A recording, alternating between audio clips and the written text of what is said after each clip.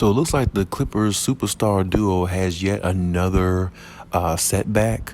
Paul George was, out in, last night's game versus the Utah Jazz. And hopefully, he comes back for the next game, Wednesday against the Golden State Warriors. As much as I like seeing Kawhi and Paul George on the floor at the same time, it just seems almost like it's an abstinent thought, or it just seems like it just doesn't happen enough, for them to build the continuity. I think both of them are going to need to be at, or the level they're going to need to be at by the time the playoffs come. Now, of course, we have a lot of time during the season left for them to get more, reps and more time together, but it just seems like there's always one of the two that's always, lacking or missing games or, not there, so they can build that chemistry the way I feel like they should. Because, of course, all the other players around them too have to get acclimated, or have to rally around Kawhi and PG, of course, and everybody knows that, and a lot of the guys there have already, accepted that, know that, and definitely, understand that process. But there's some new guys there who might not understand that because they have not had the opportunity to play with both Kawhi and PG at the same time, because one is always out or both is out at the same time. And the last, actually the whole time they've been together, the whole 4 seasons, it's pretty much been that way, except certain instances where, him and Kawhi, or Kawhi and PG played together. And that's one thing that I find to be, that could be a setback for the Clippers in the long run, because as much as they need to build continuity and cohesiveness as a team, Kawhi and PG have to build it as well. Because a lot of times when you look at them play, it looks more like, both players can score at a high clip when healthy. Both players can do their thing on the court, but it doesn't really look like, sometimes it doesn't look like they really gel the way they should, to win a championship. And that's the point I'm making. They have to find a way to really gel to win a championship. It can't just be, he puts up 30 and he just puts up 30, and that's the way it's always going to be for them to win games. See, it really shouldn't have to be that way. And I'm not saying that it has to be that way every game, but when you look at a lot of games, the Clippers, that's what it seems like. When both Kawhi and PG are healthy, both put up 30 points and usually they win. But then there's a lot of games we've looked at throughout their 4 years together where, PG might have 30 and Kawhi might have 35 or something like that. They'll win the game, but then there's times where you'll see Kawhi have 28 and PG has maybe 16, or excuse me, that PG has like maybe 22, and the game is close in the fourth quarter, and somehow the Clippers let leads slip away in the fourth quarter and don't finish games. We saw that the last couple years with them during the regular season and sometime in the playoffs, because that's due to not having, or due to the lack of cohesiveness that's not on the floor the way it should be amongst the duo superstars. And like I said, both of them are great in their own rights. Both of them really, especially Kawhi, he's definitely great in his own right. Paul George is, great as well. But, of course, Paul George to me is more wishy-washy, overall than Kawhi Leonard, especially on the court. So regardless of that, Paul George can still score with the best of them, still put up numbers with the best of them, and still, a lot of people may look at Paul George as a top 10 player when healthy. So, Kawhi definitely to me is a top 5 player or top 2 player, top 3 player when healthy, but still, both of them are still great in their own rights. But I still think cohesiveness is going to be their ultimate challenge amongst each other, because if one is out and one is in, or both is out, it's not really helping the Clippers' chances of being this dominant team that a lot of people think they can be. And I know the Clippers got so much depth and everything like that, but what is the depth really going to do when the two main guys are not really available the way they should be? And this is the reason why I said, I really hope that, Kawhi and PG find a way to stay healthy enough where they can build their chemistry that they need to be dominant leaders on this team and to be dominant when it comes time to go against any other team. Because as I always talk about, the last time we saw Kawhi Leonard play at a super high level was before he got hurt against against Utah. But even that year when he was playing at a high level, Paul George, played good in the playoffs as well. But they were still down 0-2 every series they went into against the Dallas Mavericks and against Utah. And then even when Kawhi got hurt, of course, they were down 0-2 against Phoenix. And like I said, you ask yourself, why is that? Because the cohesiveness is not there the way it should be. They're winning more games off of talent, and the fact that they got those two dominant wing players and they can just individually, do their thing offensively and individually do their thing that way, it doesn't really make them a dominant duo as in like a Shaq or a Kobe, or somebody like that. You have to have that dominance. You see what I'm saying? And everybody has to know, what their role is and be able to execute it at a high level. And I definitely believe the Clippers as a team, as a whole, can gain that, because when you look at their team, they have so much talent. Sometimes I feel like you see some players sit out just because they're trying to make room for other players to get playing time. And it's a good problem to have, but it's a bad problem when you can't get all the residuals out of the whole team or the team as a whole.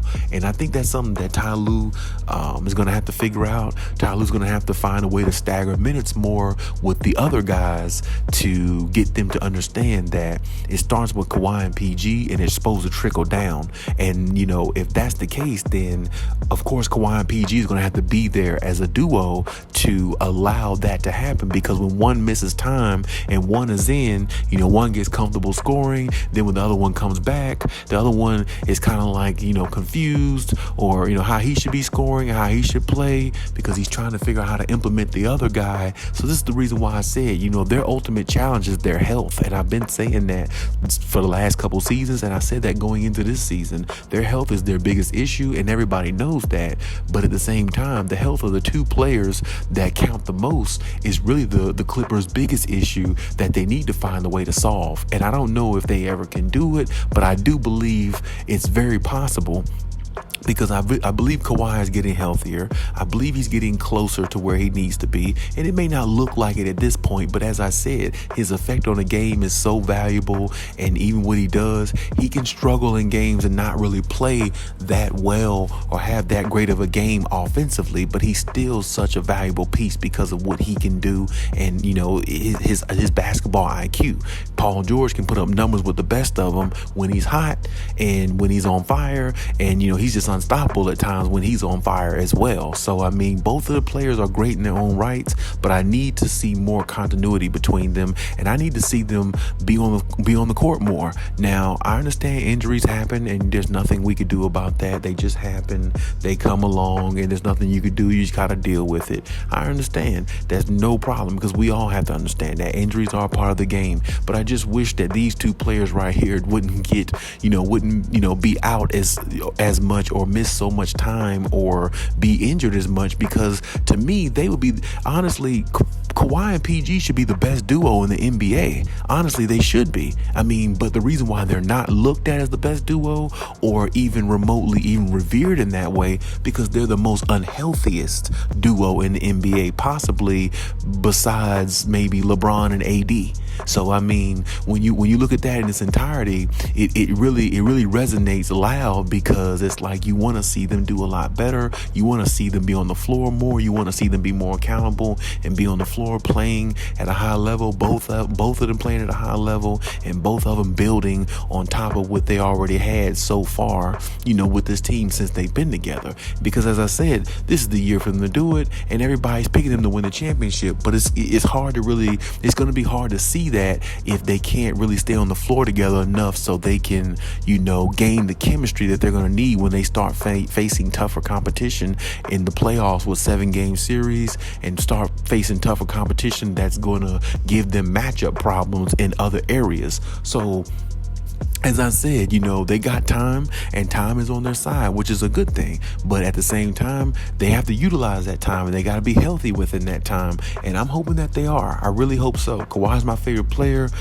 Paul George, I've always liked his game. I always liked his game offensively when he's got it going. When he's in rhythm, Paul George is a deadly scorer when he's in rhythm. But, of course, one thing about Paul George is his inconsistency. So hopefully, he'll definitely get better with that over time. I think throughout the season, I definitely think that, he'll be more in rhythm here soon. It's just a matter of time. And the same thing with Kawhi Leonard. I mean, Paul George is already pretty much in a good rhythm, but lapses are going to happen during the season. But still, like I said, I just need to see this duo be a lot more dominant and a lot more healthier than what I've been seeing the last couple years. And if this duo is a little bit more dominant and a lot more healthier, then I think the league really need to watch out for the Clippers, because the Clippers, honestly, they're so deep of a team. When one of the superstars go out, they got so many other guys that can kind of maybe not make up for the other superstar, but they can make up for some of the scoring,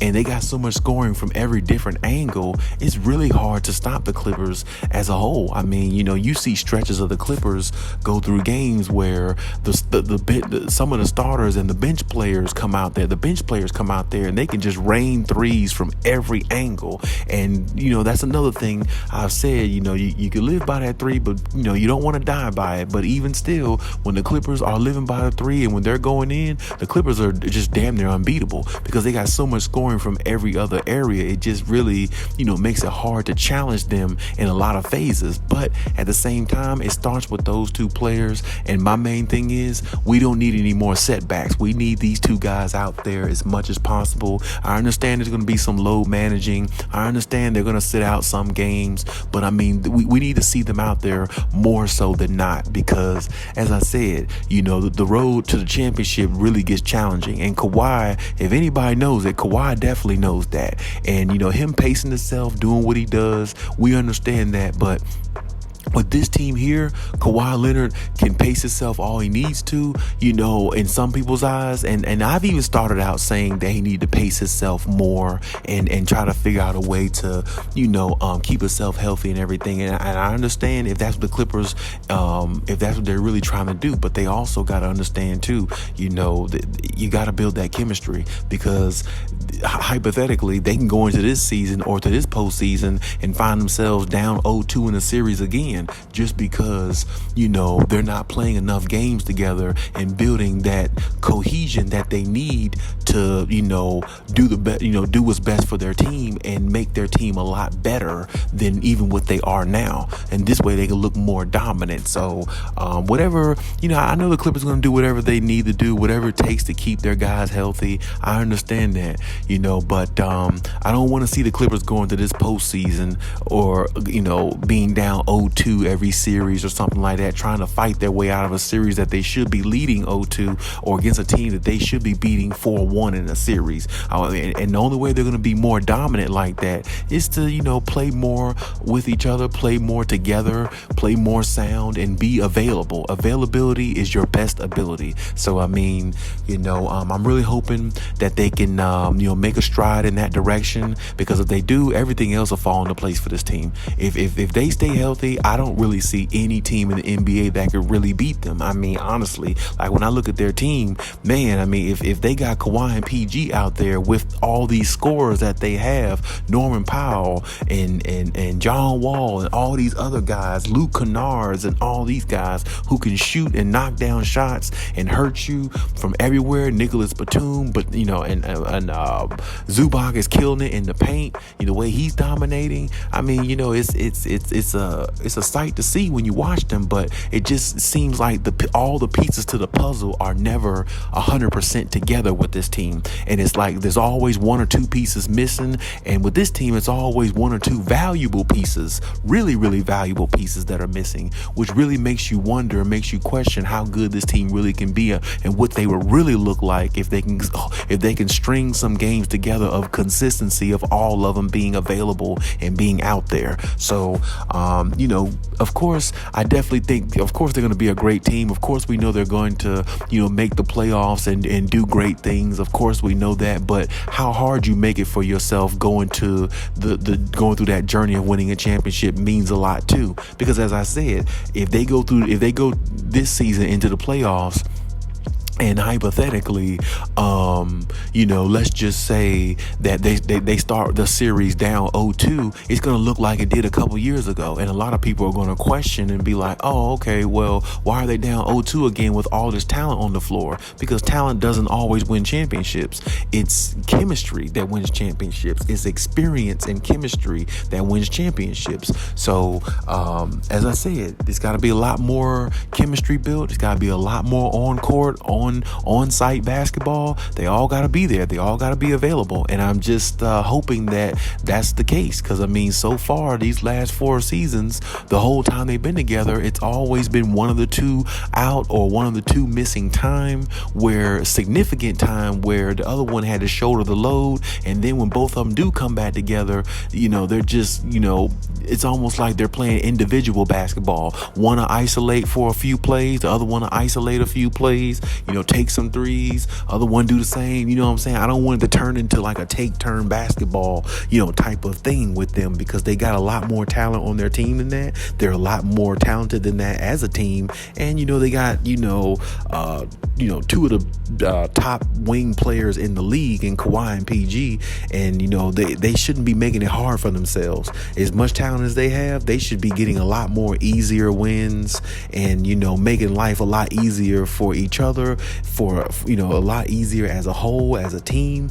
And, they should be kind of coasting through the season a little bit more better with all the talent that they have, because if everybody's healthy on this team playing the way they should, there should be no problems with half the teams that they play, because a lot of the teams they play really can't even see them on their worst day. So, we just have to hope that that happens that way and it really turns out that way. So let's just see what happens, and hopefully Kawhi can stay healthy, with his knee, and get a lot better and elevate himself to, where we think that, or we know what he can do when he's actually healthy. And hopefully PG can do the same thing. But we'll see what happens, and just, wish for the best, and hopefully it turns out the way, we expect it to. But hey, that's my take on everything. Leave any comments in the comment section. Check out my other videos if you haven't. Also, like, subscribe, hit the notification bell if you haven't done that as well. And hey, till next time.